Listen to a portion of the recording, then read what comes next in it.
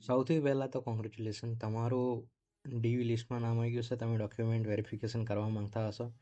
ડીવીનું એક short video મેં 10 મિનિટનું બનાવ્યો છે, જે તમારું ગાંધીનગર ડીવી થશે પહેલું એ. હવે ડિસ્ટ્રિક્ટ ડીવીની વાત કરીશું, જે બહુ જ લાંબી પ્રોસેસ થઈ જાય છે અમુક વિદ્યાર્થીઓ, અમુક કેન્ડિડેટ્સ માટે. જ્યારે જનરલ કેટેગરી માટે એમાં કોઈ વધારેના ડોક્યુમેન્ટની જરૂર નહીં પડે, પરંતુ ઈડબ્લ્યુએસ, ઓબીસી, એસસી અને એસટીમાં થોડાક વધારાના ડોક્યુમેન્ટની જરૂર પડે છે. તેની હું સમજૂતી અહીંયા આપીશ, તમારે કયા કયા ડોક્યુમેન્ટની જરૂર પડશે, પ્લસ શું પ્રોસેસ છે સંપૂર્ણ રીતે સમજાવીશ, કયા કયા ફોર્મ ભરવાના છે જે બધાને લાગુ પડશે એની માહિતી પણ આપીશ. હવે સૌથી પહેલાં તો તમે જે ગાંધીનગર ડોક્યુમેન્ટ આપ્યા હતા તે જ વસ્તુ પાછી અહીંયા આપવાના છે, બધા જ ઓરિજિનલ, તેમજ તમે જે ઝેરોક્સ કરાવી હતી એ જ રીતે અહીંયા પણ 2 કોપી, 2 સેટ ઝેરોક્સ કરાવવાની રહેશે. એમાં પણ સેલ્ફ અટેસ્ટેડ તમારે કરી દેવાનું રહેશે. હવે અહીંયા જે ડોક્યુમેન્ટ આપ્યા છે, આ ડોક્યુમેન્ટ એ પ્રમાણે ગોઠવી લેવાના, બરાબર. આઈડી પ્રૂફમાં સરનામાવાળું એ બધું તમને ખબર જ છે કે આમાં કઈ કઈ વસ્તુઓ તમે આપી હતી. પહેલું તો અરજી ફોર્મ સાથે લાવવાનું છે, બરાબર. અરજી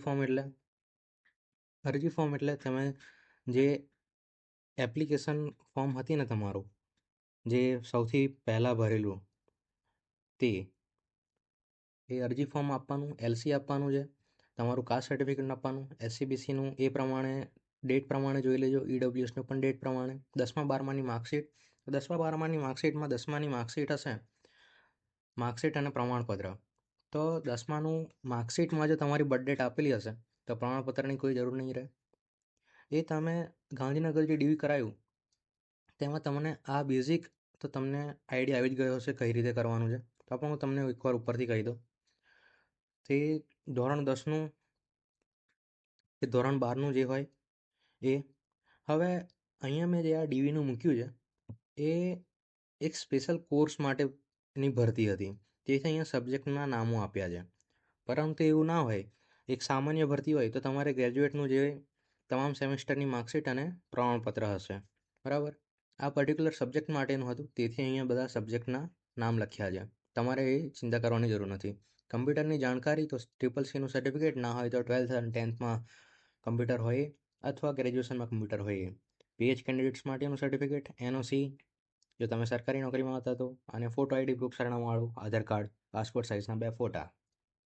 આ 5-6 ફોટા લઈ જજો, 2 જ ફોટાનું કામ પડે છે, પરંતુ લઈ જવાના, બરાબર. એટલે આ પ્રમાણે આટલા 12 ડોક્યુમેન્ટ છે, એમાંથી તમને જે લાગુ પડતા હોય એટલા ડોક્યુમેન્ટ તમારે લઈ જવાના રહેશે, બરાબર.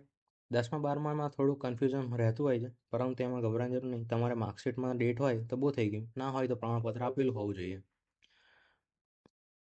ઓકે, તો સૌથી પહેલાં તમારા પર ડોક્યુમેન્ટ વેરિફિકેશન માટે જિલ્લામાંથી કોલ આવશે અથવા ઈમેલ આવશે, અથવા બંને આવી શકે છે. થોડુંક વહેલું મોડું થઈ શકે છે સમયમાં. કોઈક અમુક કેન્ડિડેટને નથી કોન્ટેક્ટ કરી શકતા, તે રહી જાય છે તો બીજા દિવસે પણ બોલાવે છે. એવું કોઈ કિસ્સામાં થઈ પણ જાય છે, તેથી ગભરાવાની જરૂર નહીં. પરંતુ તમારા કોન્ટેક્ટમાં કોઈ હોય અને એમને કોલ આવે કે તમારે આવવાનું છે અને તમારો નંબર એમની સાથે જ હોય, તમારું ડીવી ત્યાં ગાંધીનગર સાથે જ થયું હોય, તો તમારે જતું રહેવાનું અને ત્યાં જઈને કહી દેવાનું કે મને કોલ નથી આવ્યો પણ આવું છે, તો તમે ત્યાં તમારું ડિસ્ટ્રિક્ટ ડીવી કરાવી શકશો. તો સૌથી પહેલાં તો કોલ આવશે, એમાં તમારે એડ્રેસ અને સમયની માહિતી કમ્પ્લીટ માંગી લેવાની. એ બહુ જલ્દીમાં ફોન કરશે તમને, એટલે સારી રીતે વસ્તુઓ પૂછી લેવાની. ના ખબર પડે તો પાછો ફોન કરવાનો, બરાબર. પછી એક ઈમેલ આવશે અને એની અંદર તમારો એક લેટર આવેલો હશે અને ડીવી માટેના ડોક્યુમેન્ટની લિસ્ટ આપેલી હશે. ઓફિશિયલ લેટર આવે અથવા ના પણ આવે, કારણ કે એ ભરતી પ્રક્રિયા કઈ રીતે તમારી થાય છે એના પર આધાર હોય છે. જો ફક્ત ડીવી માટે પણ હોઈ શકે છે, ડોક્યુમેન્ટ લિસ્ટ માટે પણ લેટર તમને ત્યાંથી ઓફલાઈન આપી શકે છે. હવે ડોક્યુમેન્ટની લિસ્ટમાં તમારે નીચે એક બીજી પીડીએફ પણ આપેલી હશે, જેની અંદર બધા ડોક્યુમેન્ટની તમારે પ્રિન્ટ કાઢવાની માહિતી આપેલી હશે. જે પ્રિન્ટ કાઢીને તમારે ફોર્મ ભરવાના રહેતા હોય છે, એ માહિતી હું તમને આગળ આપું છું. હવે સૌથી પહેલાં જોઈ લે કે એ ડોક્યુમેન્ટની લિસ્ટમાં તમને બેઝિક કઈ વસ્તુઓ આપેલી છે.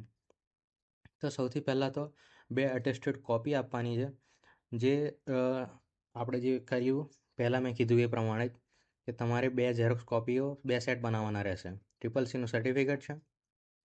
અહીં અટેસ્ટેશન ફોર્મ એ તમને આ પીડીએફની અંદર આપેલું હશે.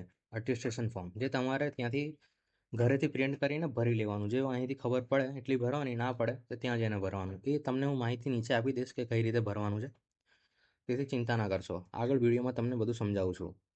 હવે એનેક્સર એ છે અને ઈડબ્લ્યુએસ માટે એનેક્સર ડી છે, તેની માહિતી પણ હું આગળ આપું છું, તે તમે જરાક જોઈ લેજો. આ ઓબીસી માટેનું, એસસી અને એસટી માટેના અલગ એનેક્સરના ફોર્મ આપેલા છે, તે નીચે સમજાવું છું હું આગળ. હવે એનઓસી માટેનું છે અને છેલ્લે એનેક્સર ઈ એ તમામને ભરવાનું રહેશે. એ તમને ત્યાં ઓફિસ પર જશો ને તમે ડીવી કરાવવા, ત્યારે જ તમને આપવામાં આવશે. એટલે એનેક્સર ઈ ત્યાંથી તમારે ભરવાનું રહેશે. તેની પણ હું સમજણ આગળ આપું છું. એટલે આટલા ડોક્યુમેન્ટની તમારે સમજણ આપવાનો છું હું.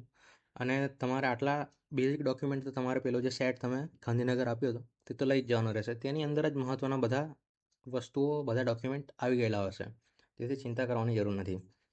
ફક્ત જે ઓબીસી, એસસી અને એસટી અને ઈડબ્લ્યુએસ એ લોકોને ઈડબ્લ્યુએસમાં 1-2, ઓબીસીને 1 અને જે બીજા એસસી અને એસટી છે તેમને ઘણા જ બધા ડોક્યુમેન્ટમાં ફેરફાર આવેલા હોય છે.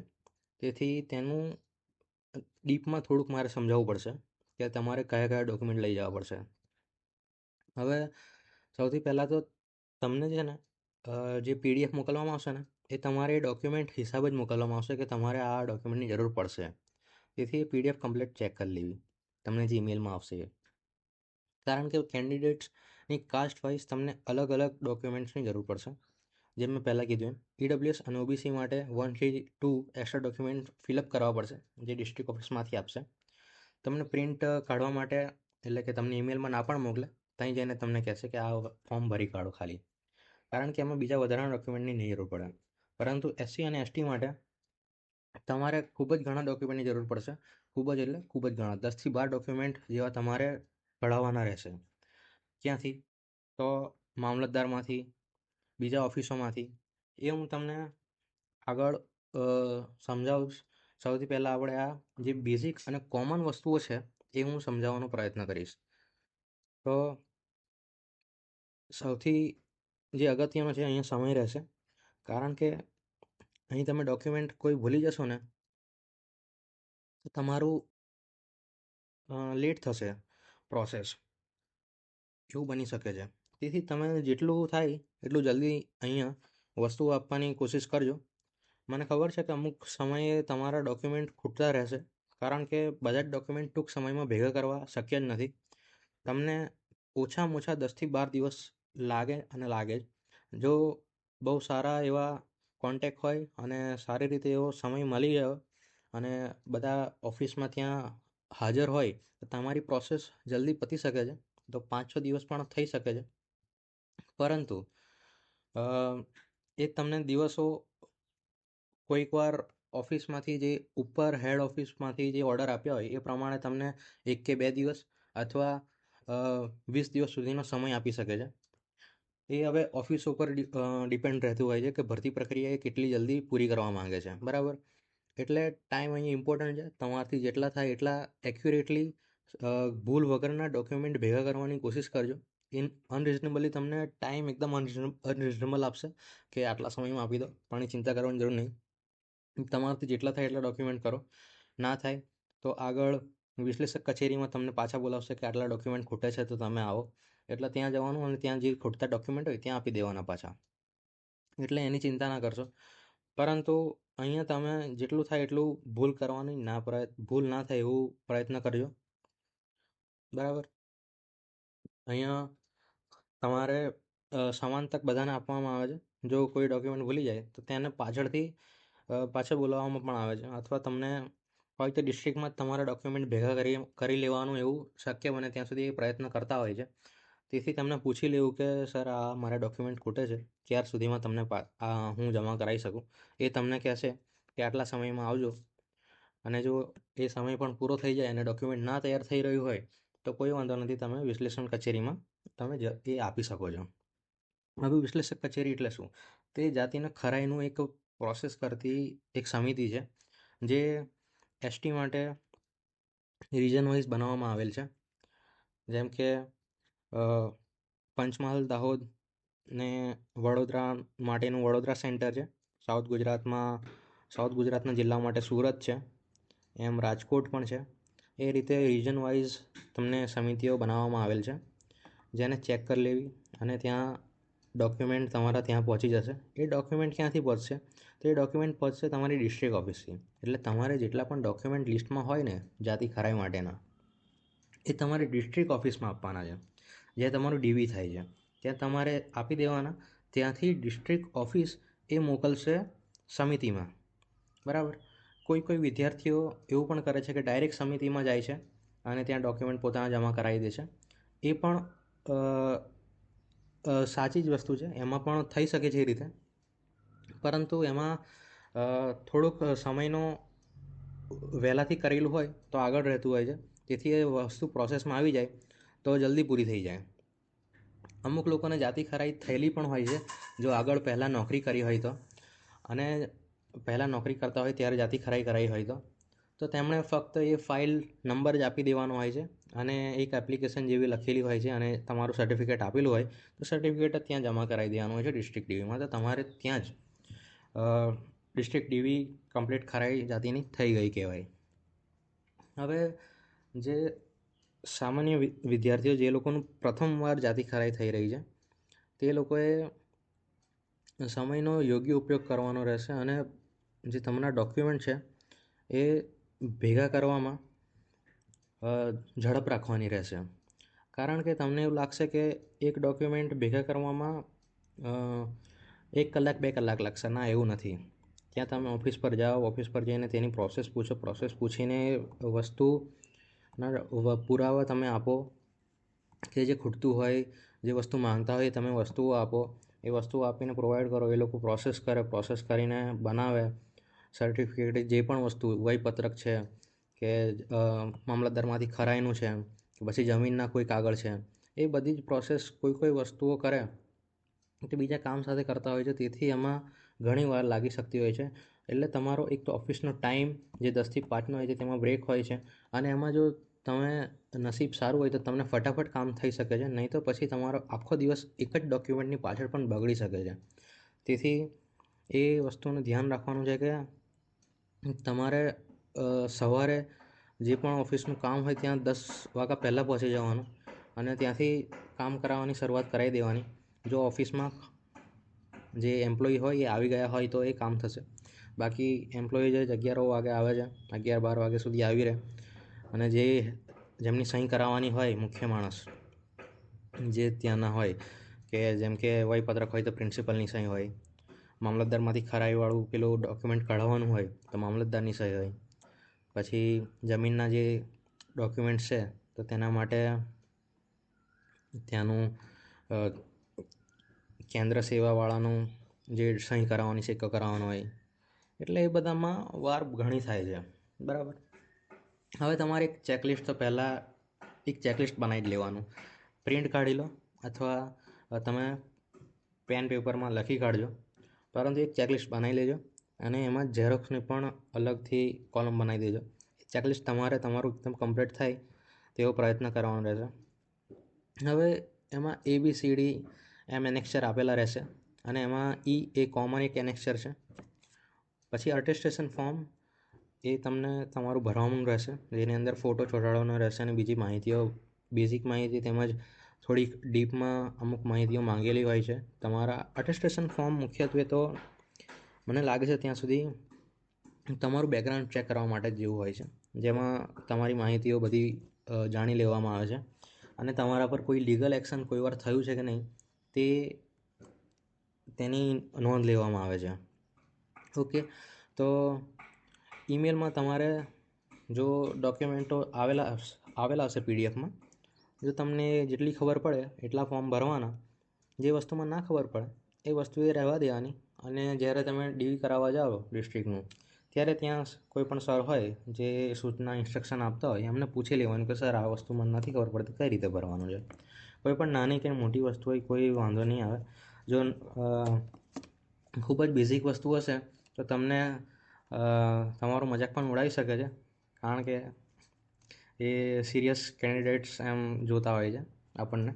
પરંતુ એમાં કોઈ શરમ અનુભવવાની વસ્તુ નથી. અમુક વસ્તુઓ ના ખબર પડે તો પૂછી જ લેવાનું, કારણ કે ખોટી વસ્તુ કર્યા વગર આપણે એકવાર શરમમાં મુકાઈ જઈએ તો કોઈ વાંધો છે નહીં. ખોટી વસ્તુ કરીને આપણે ચેકો મારવાનો અથવા એ વ્હાઇટનર મારવાનું અથવા તો નવું પાછું ફોર્મ ભરવાનું, એના કરતાં એકવાર પૂછી લેવું સારું પડે છે, બરાબર. અમુક વસ્તુઓ બહુ બેઝિક હોય છે, પણ એમાં કેવું આપણે કન્ફ્યુઝ થઈ જતા હોય છે એ સમયના હિસાબે. એટલે એમાં કોઈ એવી આપણે નાના અનુભવવાની જરૂર નથી કે આ વસ્તુ મને નથી ખબર. એવું પૂછી જ લેવાનું, જે હોય એ પ્રમાણે આપણને ખબર પડી જાય એટલે કરી નાખવાનું. હવે એમાં તમારા ડોક્યુમેન્ટ કઈ રીતે તમે ગોઠવશો? તો ડોક્યુમેન્ટ ગોઠવવાની ચિંતા ના કરશો, કારણ કે એક તો તમને PDF આપી હશે ઈમેલમાં, તે પ્રમાણે તમે ગોઠવી શકો છો. અથવા ત્યાં જઈને તમે જોશો ને તો ત્યાં એક લિસ્ટ આપેલું હશે, ડિસ્ક્રિપ્ટિવમાં ચોંટાડેલું હશે, એ પ્રમાણે પણ ગોઠવી શકો છો. બંને એમ તો સેમ જ હોય છે, 1-2 ડોક્યુમેન્ટ ઉપર નીચે હોઈ શકે છે, એટલે સ્ટેપલર નહીં મારવાનું. છેલ્લા ત્યાં જઈને સ્ટેપલર મારી દેવાનું. હવે ત્યાં તમારું જેટલા પણ ડોક્યુમેન્ટ તમે લઈ ગયા હોય અને ફોર્મ જે ફિલઅપ કર્યા હોય એ તમામને ભરી દેવાના. અને ફોર્મ જે છે એની તમને માહિતી આપી દેશે કે 2 ફોર્મ ભરવાના છે અથવા 1 ફોર્મ ભરવાનું છે. જો 2 નકલ એમ લખ્યું હોય ફોર્મ જે ભરવાનું હોય એની બાજુમાં, તો તમારે 2 ફોર્મ ભરવાના રહેશે. ઓકે. અને ફોર્મ ભરવામાં ઘણો સમય લાગે છે, તો તમે ઘરેથી જ ફોર્મ ભરીને જો તો સારામાં સારી વસ્તુ રહેશે કે તમારું ત્યાં જલ્દી પતી જશે. બાકી ત્યાં ફોર્મ ભરવામાં તમારે ઘણો સમય 1 થી 2 કલાક થઈ શકે છે, કારણ કે તમે ફોર્મ ભરશો, ફોર્મ 2 થી 3 ફોર્મ ભરવાના રહેશે અને ત્યારબાદ તમે ત્યાં લાઇનમાં ઊભા રહેશો ડોક્યુમેન્ટ તમારા સબમિટ કરાવવા માટે, તો ઘણો સમય તમારો નીકળી જશે. પછી બ્રેક પણ પડી જાય છે વચ્ચે. એટલે તમે ઘરેથી જ ડોક્યુમેન્ટ ભરી જશો તો એ સારામાં સારી વસ્તુ રહેશે. ઓકે. ત્યાં સબમિટ કરાવવાનું ડોક્યુમેન્ટ. પછી સૌથી પહેલાં તો સબમિટ કરાવવામાં પહેલાં તમારે બેઝિક ડોક્યુમેન્ટ ચેક કરશે. બેઝિક ડોક્યુમેન્ટ ચેક કરીને એ લોકો બીજા જાતિ ખરાઈના ડોક્યુમેન્ટ ચેક કરશે અને પછી બંનેને મિક્સ કરીને એ તમારો ફાઇનલ એકવાર ચેક કરી લેશે બધા ડોક્યુમેન્ટ છે કે નહીં. અને તમારે જેટલા પણ ડોક્યુમેન્ટ હોય એની આગળ ટિક કરશે. એ ટિક કર્યા બાદ તમારે સાઇન કરાવવામાં આવશે. હવે આટલી વસ્તુ થઈ જશે એટલે તમારું સબમિશન DV ડિસ્ટ્રિક્ટનું પૂરું થઈ ગયું. હવે તમને જે મેં માહિતી આપવાનો હતો, જે અલગ અલગ ફોર્મ ભરવાના છે એની માહિતી હું તમને આપી દઉં. એના માટે તમારે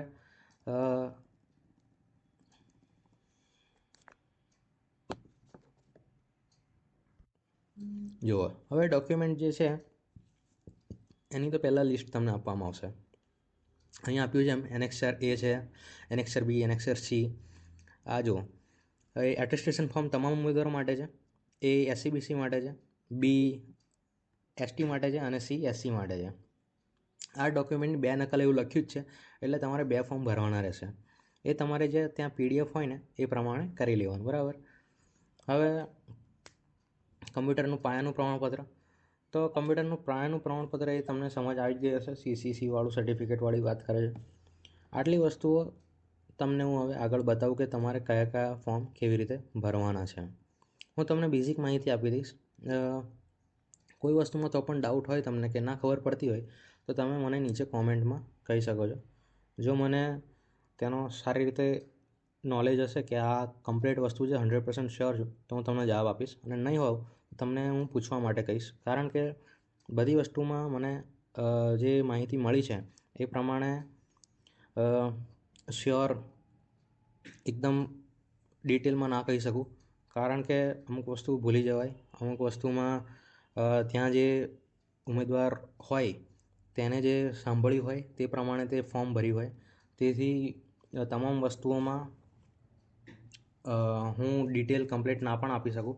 તેથી પરંતુ હું ટ્રાય કરીશ કે જેટલી મને 100% શ્યોરિટી સાથે ખબર છે એટલી વસ્તુ હું તમને કહી જ દઈશ, બરાબર. અહીં અટેસ્ટેશન ફોર્મ A, B, C એ તમારે જાતિ પ્રમાણે, તમારું કાસ્ટ પ્રમાણે તમને ફોર્મ આપવામાં આવશે. અટેસ્ટેશન ફોર્મ જે મેં કીધું એ સાઇઝ પહેલાં તો તમારે આ જોઈ લેવાની, એ પ્રમાણેનો ફોટો લગાડી દેવાનો, સેશન ફોટો એ લગાવી દેવાનો. પછી જે છે અહીંયા તમારું કેપિટલમાં ફૂલ બ્લોક અક્ષરમાં ફૂલ કેપિટલમાં તમારે ફૂલ નામ લખવાનું છે તમારું, સરનેમ આ બાજુ અને નેમ આ બાજુ. એડ્રેસ લખવાનું છે, એક જ ખાનામાં લખો, બંને ખાનામાં લખો, મિક્સ લખો, કોઈ વાંધો નથી. હોમ એડ્રેસ લખવાનું છે, એ પણ સેમ રીતે. ઓકે. આધાર કાર્ડ નંબર તમારો, પાન કાર્ડ નંબર તમારો, nationality, date of birth, present age અને એજ ઓફ મેટ્રિક્યુલેશન, 10મામાં તમારી શું ઉંમર હતી એ પ્રમાણે. પ્લેસ ઓફ બર્થ, ડિસ્ટ્રિક્ટ અને સ્ટેટ, તો તમારે જે જિલ્લો હોય, જે રાજ્ય હોય તમારું બર્થનું, એ લખી દેવાનું. તમે જે જિલ્લા અને રાજ્યથી બિલોંગ કરતા હોય તે લખી દેવાનું. તમારા પપ્પા, ફાધર જે ડિસ્ટ્રિક્ટ, સ્ટેટમાં બિલોંગ કરતા હોય તે લખી દેવાનું. તમારું રિલિજન લખી દેવાનું. અને તમે કઈ કાસ્ટના વ્યક્તિ છો એ તમારે અહીંયા લખી દેવાનું. યસ લખી દેવાનું કે નો લખી દેવાનું જો હોય તો. ત્યારબાદ આ જે વસ્તુ છે આ તમારે ત્યાં પૂછીને ભરવાની રહેશે, કારણ કે આમાં ઘણા બધા ડાઉટ્સ છે. એ તમને જે કે એ વસ્તુ તમારે ત્યાં ભરી રહેવાની. હવે અહીંયા નીચે પપ્પા, મમ્મી અને તમારું જો સ્પાઉસ હોય, તમારું કરી દીધું હોય તો એનું ડેટા બધો ભરી દેવાનો છે. ત્યારબાદ તમારા છોકરા છોકરી જો ફોરેનમાં હોય ઇન કેસ, તો એનો ડેટા અહીં ભરવાનો રહેશે. પછી 15 વર્ષથી તમારે જે ભણ્યા હોય તમે સ્કૂલ ને કોલેજનું, એ તમામ ડેટા અહીંયા તમારે લખવાનો રહેશે. તો 10માથી જ ચાલુ કરી દેવાનું, કારણ કે 10મામાં ઓલમોસ્ટ 15 વર્ષ તમારા થઈ જ ગયા હોય, 15ની ઉપર થતું હોય, કોઈનું સ્કૂલમાં પણ ચાલતું હોય. તો અહીં તમારે એની ડેટ ઓફ એન્ટરિંગ અને ડેટ ઓફ લિવિંગ અને એક્ઝામિનેશન પાસ લખવાનું છે.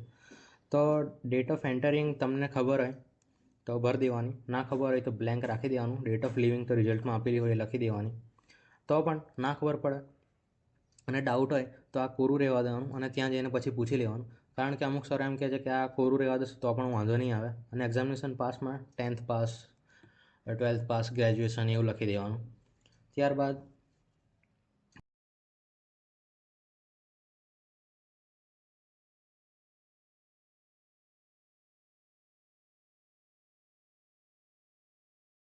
તમે જો ગવર્મેન્ટમાં નોકરી કરી હોય તો તેનો ડેટા છે ક્યાંથી ક્યાં સુધીનો તે લખી દેવાનો. ત્યારબાદ એની નીચે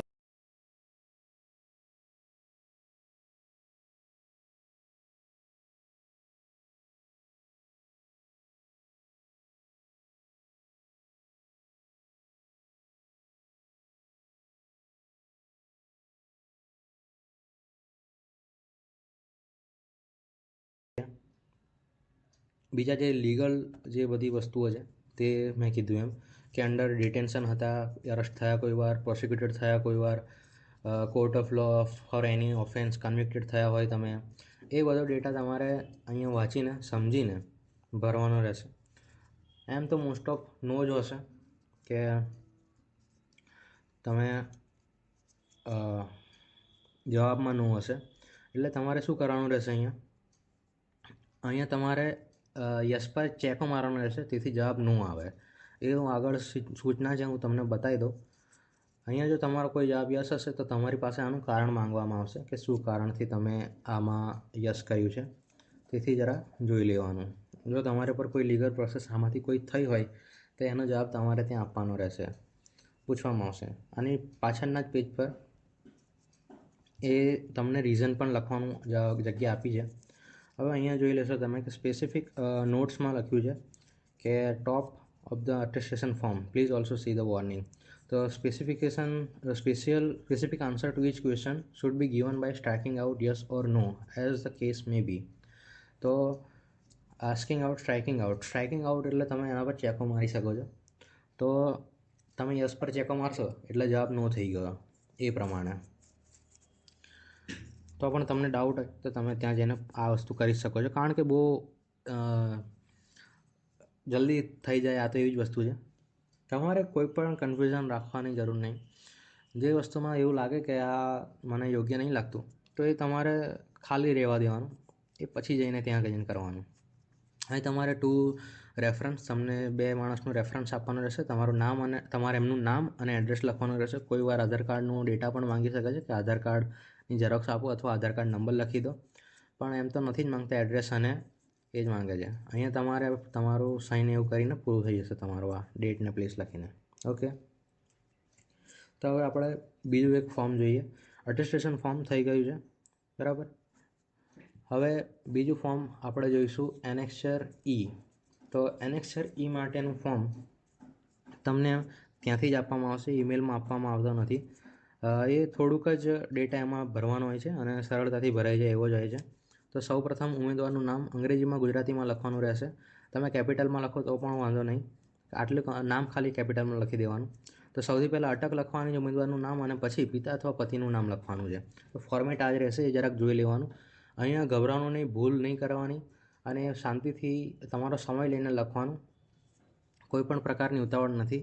ઉમેદવારની માતાનું નામ તો અહીંયા 10મા ફોર્મમાં જે પ્રમાણે હોય એ પ્રમાણે લખી દેવાનું. આખું લખો તો પણ કોઈ વાંધો નથી, પણ એવું કંઈ માંગ્યું નથી, બરાબર. એટલે જે 10માનું રિઝલ્ટમાં જો નામ આપ્યું હોય તો લખી દેવાનું, નહીં તો પછી આખું નામ લખો તો પણ કોઈ વાંધો હોતો નથી. CBSEમાં માતાનું નામ આપેલું હોય છે. ગુજરાત બોર્ડનું મને બહુ આઈડિયા નથી 10માના રિઝલ્ટમાં નામ આપ્યું હોય છે કે નહીં. પછી ભાગ 2 અહીંયા તમારે SSC 10માનું જે જન્મ તારીખ, પ્રમાણપત્ર નંબર અને શૈક્ષણિક બોર્ડ કયું છે તે લખવાનું છે. શૈક્ષણિક લાયકાત અંગેનું તમારું સ્નાતક કયા મહિનામાં પાસ થયા, વર્ષમાં, મેળવેલ ટકાવારી અને યુનિવર્સિટીનું નામ અને સીટ નંબર અહીંયા ભરવાનો રહેશે. એ ડેટા એક્યુરેટલી ચેક થશે એટલે જોઈ લેવાનું. હવે તમારે જે સીટ નંબર એ લાસ્ટ તમારું જે હોય ને એ રિઝલ્ટનો લખવાનો છે, બરાબર. શાળા છોડ્યાનું પ્રમાણપત્ર, શાળાનું નામ, શાળા છોડ્યાની તારીખ, GR નંબર, LCમાં તમને આ મળી જશે. CCCનું જે પ્રમાણપત્ર છે એમાં તમારે કમ્પ્યુટરનું સર્ટિફિકેટ હોય તેનો ડેટા લખવાનો. ના હોય તો તમને ત્યાં પૂછી લેવાનું કે સર હું 10th અને 12thનું મારું છે અથવા કોલેજનું છે તો એનો અહીંયા મારે માહિતી લખવાની કે નહીં લખવાની. જો હા કહે તો લખવાની, ના કહે તો નહીં લખવાની. ત્યારબાદ અહીંયા તમારું કાસ્ટ સર્ટિફિકેટની ડિટેલ્સ માંગી છે. SC ST હોય, SC BC હોય તો પ્રમાણપત્ર અને તારીખ, ઇસ્યુ કરનાર હોદ્દો અને કચેરીનું નામ. મોસ્ટ ઓફ મામલતદારમાંથી થાય છે. અને બીજું કે બીજો કોઈ અધિકારી જે કરી આપતા હોય તો તેમનું લખી દેવાનું. જેમ કે ટ્રાઇબલ માટેના પણ ટ્રાઇબલ અધિકારી જે હોય છે તે તેમનું પણ ચાલે છે, કાસ્ટ સર્ટિફિકેટ તેમનું પણ હોય છે. તો SC BC માટે નોન ક્રિમિનલ પ્રમાણપત્ર તો એ એમની ડિટેલ છે. EWS માટેનું પ્રમાણપત્રની અહીં ડિટેલ છે. જો NOC માટેનું અહીંયા ડિટેલ ભરવાની રહેશે. પછી માજી સૈનિક માટેની ડિટેલ્સ અહીંયા છે. પછી પોલીસ અંગેનું સંબંધિત પોલીસ અધિકારીનું પ્રમાણપત્ર, તો પ્રમાણપત્ર, ઇસ્યુ તારીખ અને ઇસ્યુ કરનાર અધિકારીનો હોદ્દો અને કચેરીનું નામ. જો તમે ચારિત્ર અંગેના સંબંધિત પોલીસ અધિકારીનું પ્રમાણપત્ર મેળવી લીધું હોય તો લખી દેવાનું, અને ના મેળવ્યું હોય તો કંઈ વાંધો નહીં. મેળવી લીધું હશે ને તો તમારે તમારું ઝેરોક્સ માંગે અથવા ના પણ માંગે. જે આ જે ડોક્યુમેન્ટ છે એ લાસ્ટમાં પણ પછી તમે જોઈનિંગ કરશો ને ત્યારે પણ માંગે છે, એટલે અત્યારે ના પણ માંગે. જો પછી રમતગમતનું પ્રમાણપત્ર છે તે અહીં ભરી દેવાની માહિતી. વિધવા મહિલા માટેનું છે, પુનઃલગ્ન કરેલ નથી તે અંગેનું એફિડેવિટ. આ પછી અટેસ્ટેશન ફોર્મ તો તમે ભર્યું જ, મેં આગળ બતાવ્યું એ. વધારાના શૈક્ષણિક લાયકાત માટે પદવી પ્રમાણપત્ર, ગુણપત્ર અને ઓળખના પુરાવા માટે આધાર કાર્ડની નકલ. તો આધાર કાર્ડની ઝેરોક્સ તમારે આમ ઢગલો કરીને લઈ જવાની. કેટલી? તો 10 લઈ જવાની. કારણ કે તમારે આઈ થિંક નોર્મલી 2 પેલા ઝેરોક્સવાળામાં સેટમાં 1-2 બીજી જગ્યાએ તમને આ સ્ટેપલર કરવામાં આવશે અને બીજી એક્સ્ટ્રા રાખી મૂકવાની, જરૂર પડે તો આપી દેવાની. તો ચલો, કચેરીના ઉપયોગ માટેનું એમાં તો આપણે કંઈ જોવાનું નથી, એ પછી એ લોકો ભરી દેશે.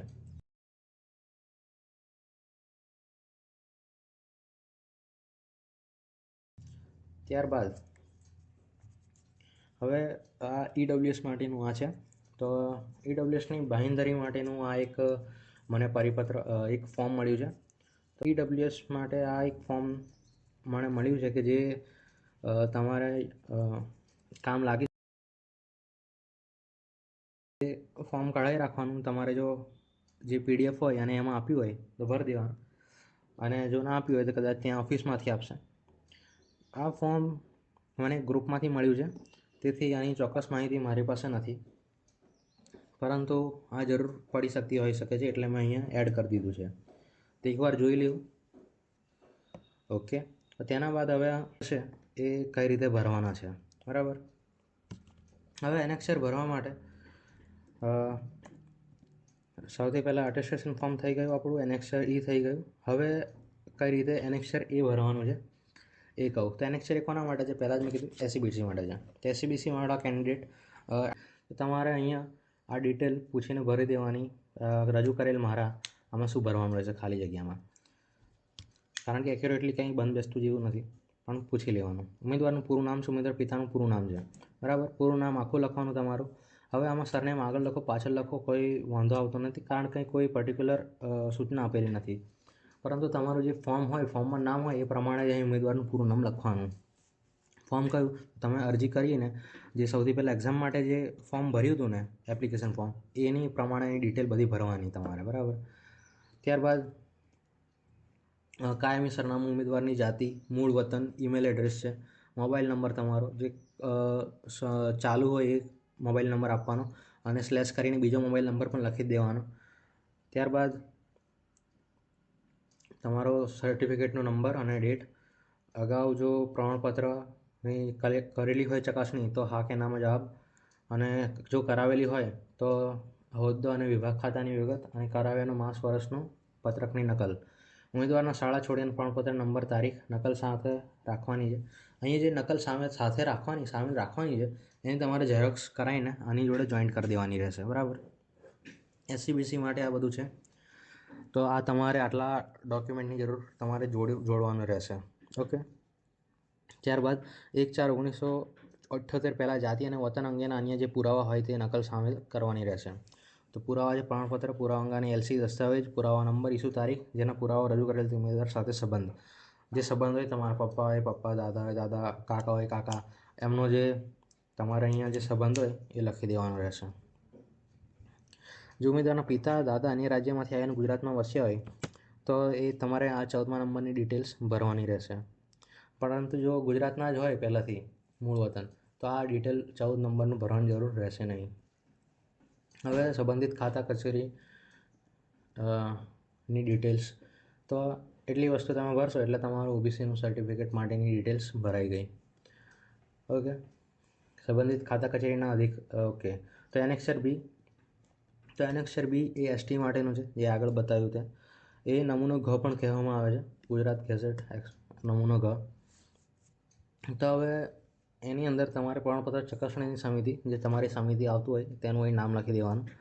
હું નીચે સહી કરનાર, તમારું નામ અને તમે નોકરી કે જે જેમાં તમારું લાગ્યું હોય, ફોર એક્ઝામ્પલ કે તમારું સિનિયર સાયન્ટિફિક માટે લાગ્યું છે તો સિનિયર સાયન્ટિફિકના હેતુ માટે, અસિસ્ટન્ટના હેતુ માટે, અથવા નોકરી માટે, અથવા તો રેવન્યુ તલાટીના હેતુ માટે, નોકરીના હેતુ માટે, એવું તમે અહીં ડિટેલ લખી શકો છો. ના તમને એવું લાગે યોગ્ય તો તમે ત્યાં પૂછીને ચોક્કસ માહિતીથી તમારે શું લખવાનું છે એકદમ ડાયરેક્ટ પૂછી શકો છો કે આટલી જ વસ્તુ લખવાની છે, પૂરેપૂરી લખવાની છે, કેવી વસ્તુ લખવાનું છે. ત્યારબાદ અરજદારનું પૂરું નામ, હાલનું સરનામું, ગામ, આ બધી બેઝિક ડિટેલ્સ, ઓફિસનું નામ, ફોન નંબર તમારો, અરજદારનો પિતાનું હયાત હોય તો, ના હોય તો જ્યાં એટલે જે મરી ગયા હોય તો મૃત્યુના સમયે કાયમી સરનામું જે હોય, પિતાનો હાલનો વ્યવસાય અને સાથે ફોન સરનામું. હાલનો વ્યવસાય તો ત્યાંનું લખી દેવાનું. નોકરી હેઠળ ધારણ કરેલ હોદ્દો, પિતાનું શિક્ષણ, પરિવારનો પરંપરાગત વ્યવસાય. પરંપરાગત વ્યવસાયમાં તમારે જો પહેલેથી જે કરતા આવ્યા હોય ને એ વસ્તુ લખવાની છે, જેમ કે ખેતી હોય ખેતી, કોઈ દુકાનનો ધંધો હોય દુકાનવાળું, કોન્ટ્રાક્ટવાળું હોય, એ બધું એ પ્રમાણે લખી લેવાનું. ના ખબર પડે તો એકવાર ત્યાં પૂછી લેવાનું કે મારે આ પરંપરાગત ચાલતું છે તો કઈ રીતે શું લખવાનું, બરાબર. અરજદારની માતૃભાષા ગુજરાતી, બોલી જે હોય એ તમારી બોલી. દેવ દેવી, જો તમે દેવી હોય તમારા જે તો તે ત્યાં લખી દેવાનું છે, બરાબર. અરજદારના સંબંધી સમુદાયની 5% જગ્યા, તમારું વતનનું બધું એડ્રેસ લખવાનું છે. જો સ્થળ છોડ્યું હોય તો શાના માટે છોડ્યું છે એનું કારણ લખવાનું છે, અને ક્યારે છોડ્યું અને કોણે છોડ્યું એ અહીંયા જોવાનું છે.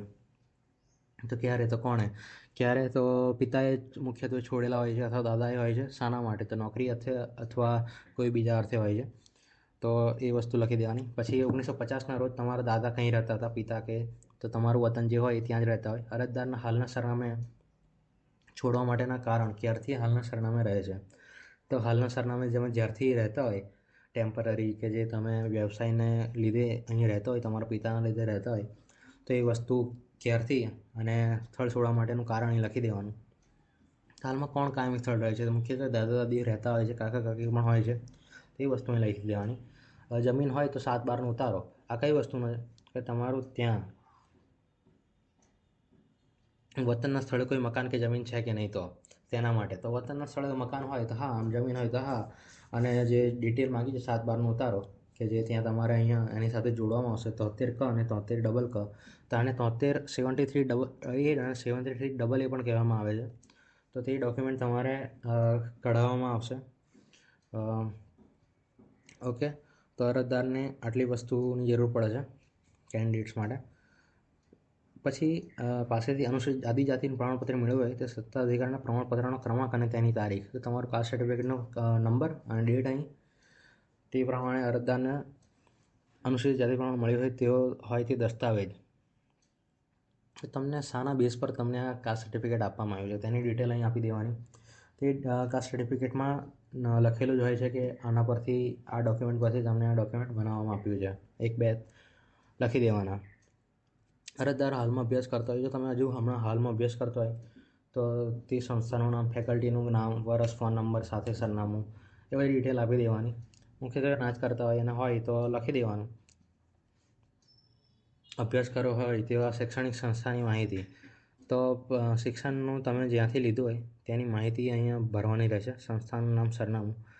તો સૌથી પહેલાં તો પ્રાથમિકનું લખી દેવાનું 1 થી 5નું, માધ્યમિકનું લખી દેવાનું 6 થી 10નું, અથવા પ્રાથમિકમાં 1 થી 8નું પણ લખી શકો છો, જેમ કે 1 થી 5 અને 6 થી 8.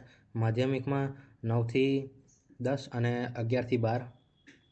અને કોલેજ શિક્ષણમાં તો જે કોલેજનું જે એડ્રેસ હોય એ બીએસસી, એમએસસી કે BA, BEd, MEd, MA, MCom, BCom જે હોય તમારું એ અહીંયા બધી કોલેજની ડિટેલ. જે શું લખવાનું છે તો શિક્ષણ અભ્યાસના તબક્કામાં શૈક્ષણિક સંસ્થાનું નામ અને શિક્ષણ અભ્યાસનો સમયગાળો.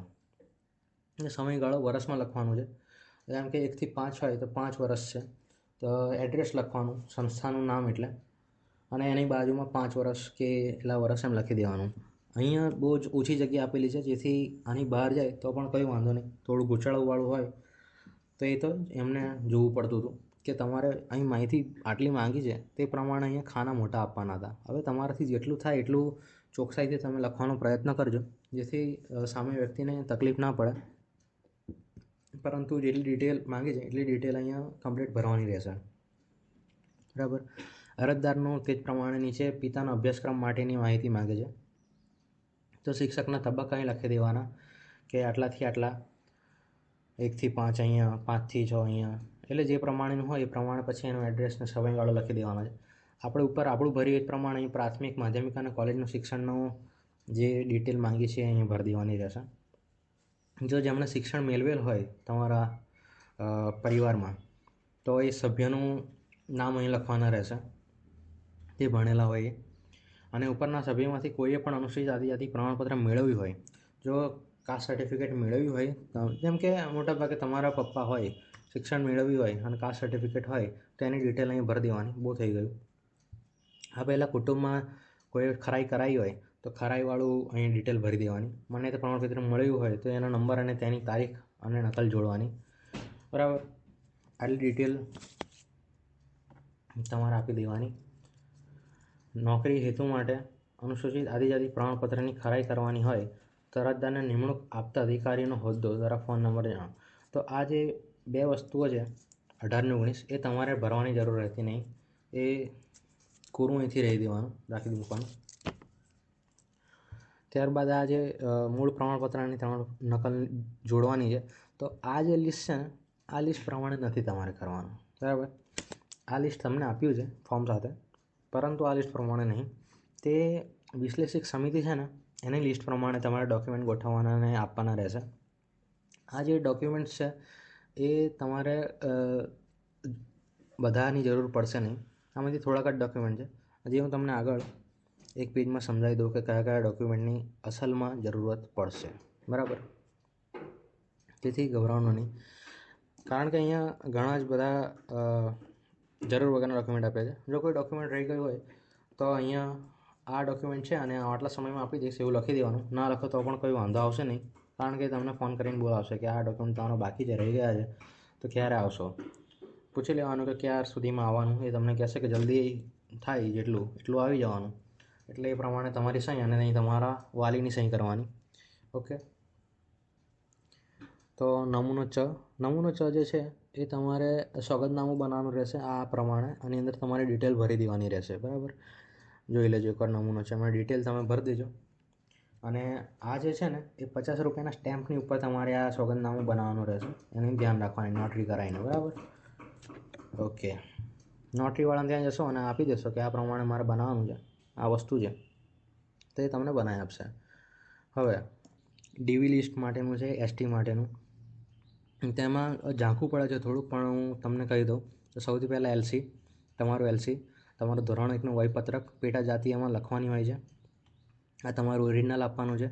ઉમેદવારના જાતિના પ્રમાણપત્રો જેટલા મેળવેલા હોય, તમારું કાસ્ટ સર્ટિફિકેટ જે મેળવ્યું હોય અને જ્યાંથી મેળવ્યું હોય ત્યાંથી ઇસ્યુ કરાયેલ હોય તેની ખરાઈ કરાવવાની. એટલે મામલતદારમાંથી મેળવ્યું હોય તો મામલતદારમાંથી તમારે ખરાઈ કરાવી લેવાની. એ ખરાઈ કરાવવા માટે તમારે એપ્લિકેશન લખવાની રહેશે અને તમારું પાછળ કાસ્ટ સર્ટિફિકેટ આપી દેવાનું રહેશે. એપ્લિકેશનમાં લખી દેવાનું કે આ નોકરીના અર્થે મારે ખરાઈ કરાવવાની છે. તેથી ત્યારબાદ ખરાઈનું સર્ટિફિકેટ મળી જશે. અરજદાર દ્વારા ખરાઈ માટેના અરજીપત્રક સાથે ચકાસણી સમિતિને રજૂ કરવાનું સોગંદનામું. આ સોગંદનામું એટલે કયું તો વાળું, આઈ થિંક વાળું, અને તમારું જે ફોર્મ ભરાયું એ ફોર્મ, બરાબર, એ વાળું અહીંયા આમાં મૂકી દેવાનું. ઉમેદવારના પિતાના શાળા છોડ્યાનું પ્રમાણપત્રની નકલ, પ્રમાણિત નકલ. તો તમારું પિતાના શાળા છોડ્યાની પ્રમાણપત્રની પ્રમાણિત નકલ, તો પિતાનું જે છે એલસી એ મૂકી દેવાનું અહીંયા. પિતાનો ધોરણ 1નો વયપત્રકનો નમૂનો, પછી પિતાના પપ્પાનો એટલે તમારા દાદાનો વયપત્રકનો નમૂનો. જો અભણ હોય તો એ કિસ્સામાં અભણ હોય એનો દાખલો આપી દેવાનો, અને પિતાના ભાઈ બહેનનો ભણ્યા હોય તેમનો વયપત્રકનો ઉતારો આપી દેવાનો. હવે પ્રમાણપત્રની પ્રમાણિત નકલ શાની તો પિતાની. એના બાદ દાદાની હોય તો દાદાની પણ રાખી મૂકવાની, એ આપી દેવાની જો માંગે તો. પરદાદાથી શરૂ કરીને તમારું પેઢીનામું, જે મેં કીધું એમ માતા અને બહેનોનું નામ સહિત માટેનું માંગેલું છે. પછી ઉમેદવારના પેઢીનામા મુજબ વાલી વારસો, જમીનના ગામના 7/12/8 જનસેવા કેન્દ્રમાંથી સહી સિક્કાવાળી નકલ. આ તમારે ઓરિજિનલની જમા કરવાનું રહેશે. ઓકે, જમીન ના હોય તો મામલતદારનું પ્રમાણપત્ર અહીં આપી દેવાનું.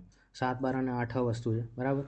પછી 7/12 એ 1961 પહેલાંનું 7/12 એ જૂનું 7/12ની જરૂર પડશે અહીંયા તમારે, બરાબર. ત્યારબાદ 73 અને તેમાં નોંધાયેલ ગામના નમૂના નંબર 6ની નકલ. ઓકે, 73A અને 73AA એ બે વસ્તુ તમારે મામલતદારમાંથી કઢાવવાની રહેશે. જમીનના આ દાખલા છે, એમાં તમારે પેઢીનામાની ઝેરોક્ષ આપવાની રહેશે, એપ્લિકેશન લખવાની રહેશે કે આ વસ્તુ માટે મારે 73A અને 73AA માટેનું જરૂર પડે છે. અને એની અંદર 7/12ની નકલ જોડવાની રહેશે.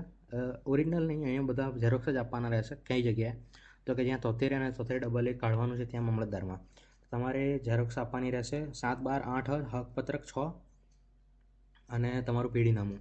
આટલી વસ્તુ આપી દેશો એટલે તમને 73AA એક મામલતદારમાંથી સર્ટિફિકેટ આપવામાં આવશે. એ તમારે ઓરિજિનલ આપવાનું રહેશે. ક્યાં તો વિશ્લેષણ કચેરીમાં. ત્યારબાદ તમારે એક જોઈશે કે ઓકે, તો તમારે ઓરિજિનલ કઈ વસ્તુ જોઈશે તો ઓરિજિનલ તમારે વસ્તુ જોઈશે કે પહેલાં તો મામલતદારમાંથી જે તમે ખરાઈ કરાવી હોય એ, એટલે કે જ્યાંથી જે કચેરીમાંથી તમારે ખરાઈ કરાવવાની હોય, તમારું કાસ્ટ સર્ટિફિકેટ જ્યાંથી કાઢ્યું હોય ત્યાંની ખરાઈવાળું ડોક્યુમેન્ટ એ ઓરિજિનલ જોઈશે. તમારા વયપત્રક જેટલા પણ છે બધા પપ્પાના દાદાના વયપત્રક સુધીનું ઓરિજિનલ જોઈશે. કોઈ કાકા કાકી જે ફોઈનું કઢાવ્યું વયપત્રક એ ઓરિજિનલ જોઈશે. ત્યારબાદ તમારું જે જમીનના જેટલા પણ આ ડોક્યુમેન્ટ છે એ ઓરિજિનલ જોઈશે. ઓરિજિનલની ઇન કેસ જનસેવા કેન્દ્રમાંથી જે સહી કરાવેલા હોય એ સહી સિક્કાવાળા, બરાબર. ત્યારબાદ ઉમેદવારનું પેઢીનામું એ તમારે ઓરિજિનલ કરાવવાનું રહેશે.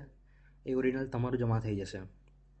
જેટલા મેં ડોક્યુમેન્ટ ઓરિજિનલ કીધા એ ઓરિજિનલ આપવાના છે. બાકીના જે ડોક્યુમેન્ટ નથી કીધા એની ઝેરોક્ષ આપવાની છે. એ વસ્તુનું ધ્યાન રાખવું. ઓકે, અન્ય પુરાવામાં કોઈ આપવાની જરૂર રહેતી નથી. માંગે તો આપવાના, બાકી તો નથી જ માંગતા. અને આપણે આપીને સામેથી તો પણ એ સ્વીકારતા નથી, આપણને પાછા રિટર્ન કરી દે છે, કારણ કે એમનું કામ ઓછું થાય એ માટે, બરાબર. તેથી ગભરાવાની જરૂર નથી. આટલા ડોક્યુમેન્ટની તમને જરૂર પડશે.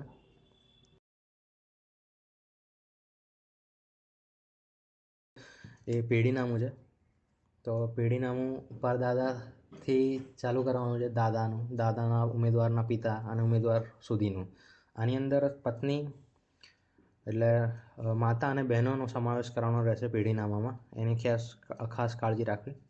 પછી વયપત્રકનો ઉતારાનો નમૂનો. તો વયપત્રકનો ઉતારાનો નમૂનો આ પ્રમાણે છે. આ તમારી સમજણ માટે ખાલી હું નમૂના મૂકું છું. એ નમૂનો તમને સ્કૂલમાંથી કાઢી આપવામાં આવશે. અહીં પ્રાથમિક માટેનો છે, એટલે કે તમે પહેલા ધોરણથી જે સ્કૂલમાં ભણતા હોય તેના માટેનો હોય છે. 1 થી 5નો એમ તો હોય છે, 1 થી 8નો હોય છે, 1 થી 10નો. એટલે તમે જ્યાંથી સ્કૂલમાં ભણવાનું ચાલુ કર્યું હોય, પ્રાથમિક શિક્ષણ લીધું હોય ત્યાંથી એ તમને કાઢી આપવામાં આવે છે. તો તમે 1 થી 2 જ ભણ્યા હોય તો 1 થી 2નો કાઢી આપવામાં આવશે, પરંતુ ધોરણ 1નો હોવો જોઈએ. બરાબર. પ્રાથમિક એટલે ધોરણ 1નો એવું લખ્યું જ છે સ્પેસિફિક. બરાબર. ત્યારબાદ આ એસસી માટેનું હવે સમજી લઈએ.